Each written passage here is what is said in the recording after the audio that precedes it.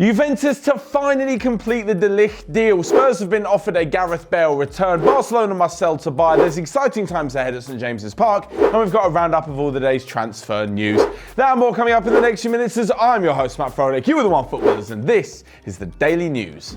So first off to Matthijs de Ligt, who is currently flying to Turin to complete his medical and finally complete his move to Juventus. After much speculation in the last few months linking him with PSG, then Barcelona and Manchester United were thrown in there. It looks like in the last few weeks, Juventus have clearly made themselves frontrunners and will do the deal today. For £67.5 million, they're getting a 19-year-old quality centre-back who could be the leader in their defence for the next decade or more. What this does mean is that the likes of Leonardo Bonucci may find his way out of the club, but as for Ajax, well, they've moved swiftly to replace de Ligt. In the form of Edson Alvarez, they've found their replacement and it's going to cost them around €15 million, meaning they're going to make a massive profit this summer if you take into account the fact they've already sold Frenkie de Jong as well. The Mexican will be moving on a 5-year deal to Ajax and they look to be building for the new season in the hopes of producing another fantastic European run. But there's some Premier League news now, and Spurs apparently have been offered a sensational return for Gareth Bale. For £54 million, the Welshman could be returned to North London, but these rumours have been rubbished by his agent.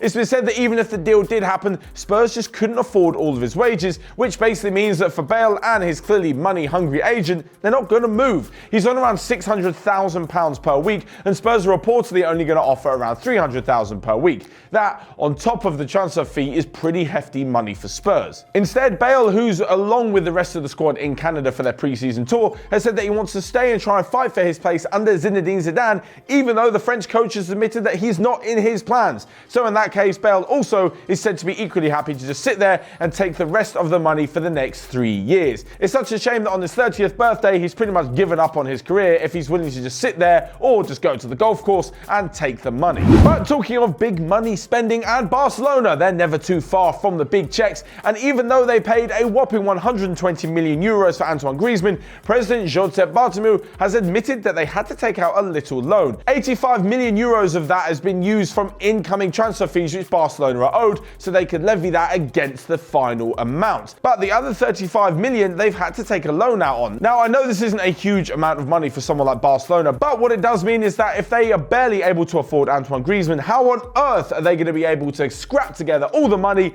to bring Neymar back? It doesn't really look likely to happen unless they sell a few players. Both Philippe Coutinho and Ousmane Dembele have reportedly been unhappy at the club, but I don't think they're going to be selling both because they still need some quality players in their side. Both of those players were bought in for over $130 million, so if both of them go for around the same price, then maybe, just maybe, they'll have enough money to bring in Neymar. But at the moment, it looks like they've opted for Griezmann instead, and the Brazilian will be staying unhappy in Paris. He did return to the club's training ground yesterday to report for training, but even so, it looks like he still is pretty unhappy and is not on speaking terms with the president. But moving away from all the glitz and glamour of the biggest clubs, and no offence to Newcastle United, but things aren't going quite so well in the last few years. Actually, that's a bit of an understatement, as Mike Ashley is single-handedly ruining their club. But on the other side of it, things may be looking up just a little bit as a new manager could be in place. After Rafa Benitez's shock departure at the end of his contract to the Chinese Super League, Steve Bruce is the man to take the club forward. Okay, maybe that's not anything to get too excited about, but the potential signing of Hoffenheim striker Joelinton is definitely something to get your hopes up. Newcastle fans, if this £32 million deal does go through, you'll be getting a top quality striker who at just 22 years of age could go on to be absolutely massive. With 11 goals and 9 assists last season, he had a really productive campaign after spending 2 years on loan with Rapid Vienna. The Brazilian is interested in moving to St James's Park, but they need a manager in place first to greenlight the deal and for Joelinton to know that he can go into a club which isn't in such disarray. They're obviously just paving over the cracks for him, but if they can get him in, it'll be a massive signing, especially considering they lost Ayoze Perez earlier in the transfer window to Leicester, meaning they're without a goal scorer. Joselu has also gone to Alaves, and how are they going to do without his 2 goals a season? So lastly but not least, we come to round up of all the day's transfer news. Fabian Delph has left Manchester City and joined Everton on a 3-year deal. Wolves are interested in signing Lazio defender Wallace. Arsenal have sent their medical staff out to Brazil to do some checkups on Gremio striker Everton ahead of a potential move. And in the last few minutes, West Ham and Frankfurt have agreed a deal for their striker Sebastien Haller.